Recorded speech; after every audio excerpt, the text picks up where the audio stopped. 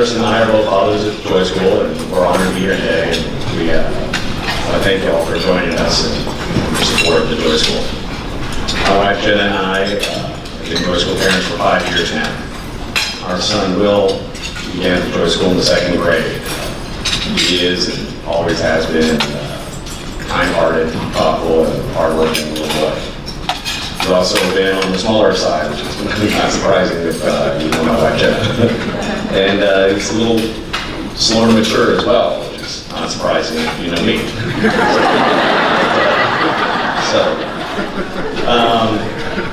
Prior to going to the Joy School, we really started to notice Will separate from his peers.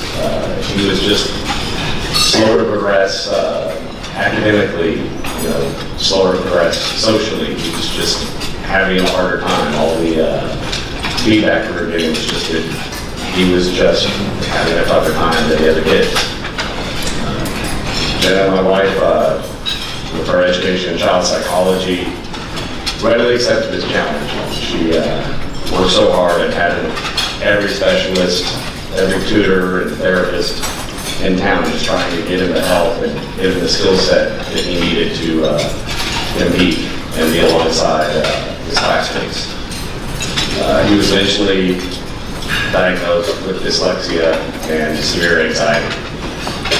Now, really, despite all of Jenna and Will's efforts to keep up, we still aren't seeing any measurable progress. Will, being always a happy, fun-loving child, was getting more reclusive. He was developing different tics, and it just seemed overall generally just sad. Jenna would regularly mention, often fight with me and say that we should entertain another school or look at other places, maybe there's a better fit for him. I just wasn't ready. I wasn't ready to admit that my son wasn't, my firstborn son at that, I wasn't ready to admit that he wasn't going to be able to succeed in a traditional school environment. I was truly naive.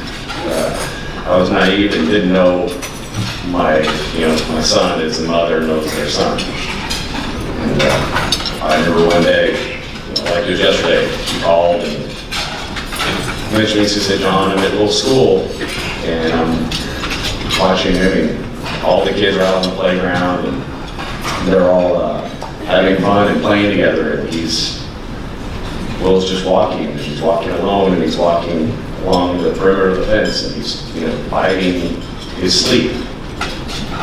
And she goes, "John, we're losing him. We're losing our Will, and he needs to go to the Joy School."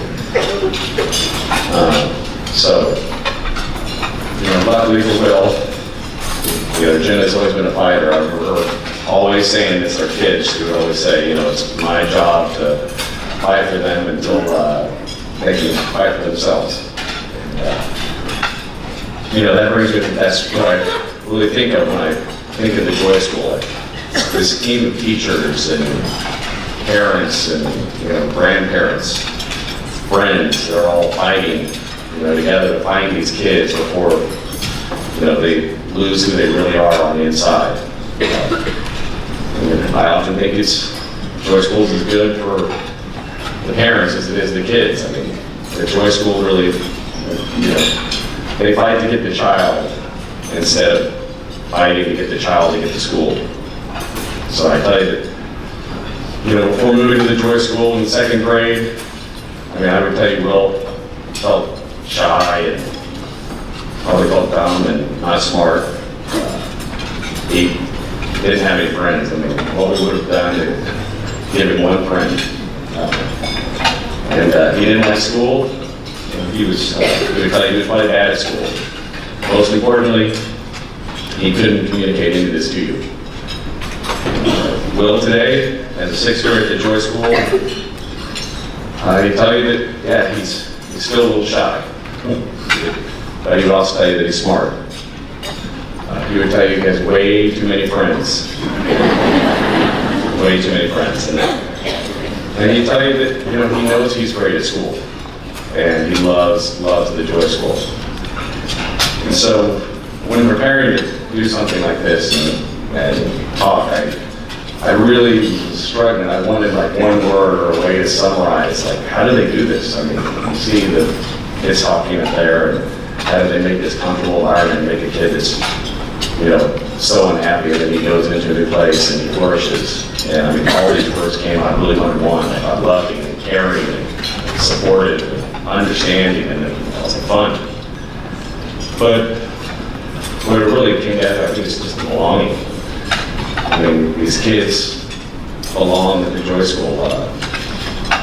The Joy School wants those kids. I mean, they want, you know, the kids that are on the playground or alone, that, you know, walking there, biting their sleeves, and they want them because, you know, maybe these little boys or girls lost their way.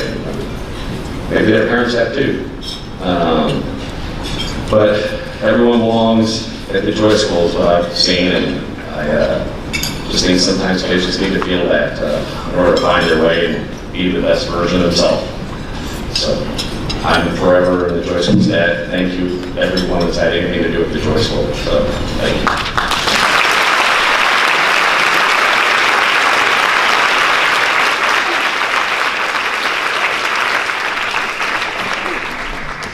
Hi, I'm Craig Utterson, and I am the father of 3 beautiful children between the ages of 8 and 11.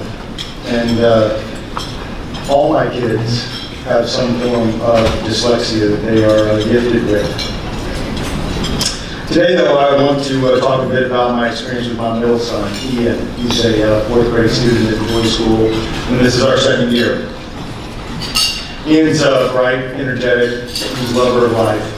He's full of excitement and expression, imagination, interest, and passion. And he's smart, very. In fact, among his many future endeavors in life, I'm convinced he's been sent here to start by teaching me. To remind me about empathy, expressiveness, passion, and about being authentic. I really think he may be here to teach many of us some of the very same things. But let me be the first to admit that I have failed him. I can't tell you how many times I've left his bedroom in frustration over the years during story time. Why can't you sound this out? Why can't you read this word? And why can't you remember this word, the one we just read on the last page? Why aren't you making an effort? In other words, what is wrong with you?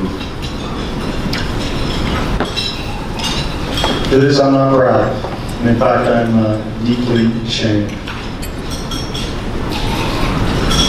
Understanding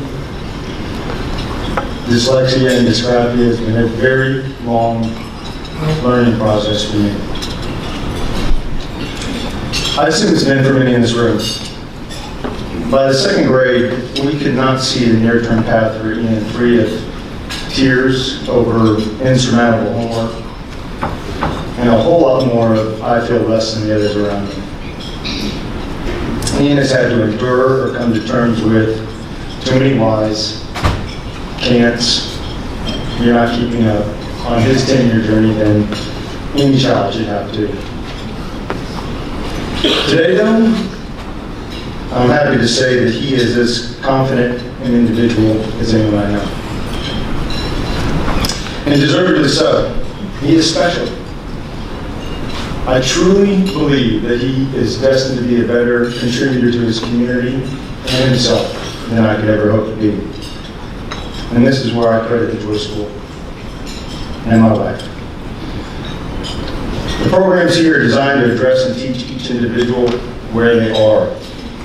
And they're willing to employ broader approaches to learning in order to achieve that connection and passion. Today, Ian devours books through immersion reading, and he loves math and science.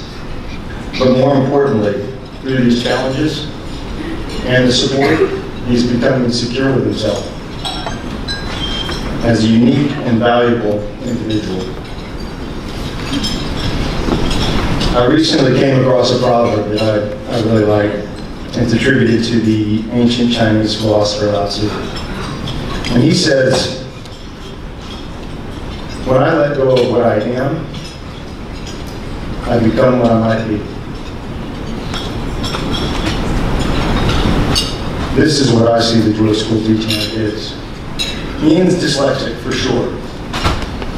But full in the knowledge of this gift, it will not negatively define him. And we should all be so lucky to understand something this powerful at his early age. I'd like to leave you with an encouragement. Each of us here today can change a child's life. Not every family can afford the cost of such a focused educational approach. Our Fund the Mission program supports the Joy School Student Financial Aid Fund. Over the years, close to $5.2 million has been given from this fund to assist with tuition, hot lunches, after-school and study hall programs. This year, $519,000 has been allocated to this fund, and on average, 15 to 20% of the student body receives partial or full tuition assistance. If you can, and you'd like to help, bring a Joy School education to a child whose family is in need. You'll find a Fund the Mission donation card in your program. You can leave this card in the reply envelope on the table or turn it into a book sales table. Thank you in advance for your generosity, and thank you so much for taking the time here to be here in support of the Joy School. Thank you.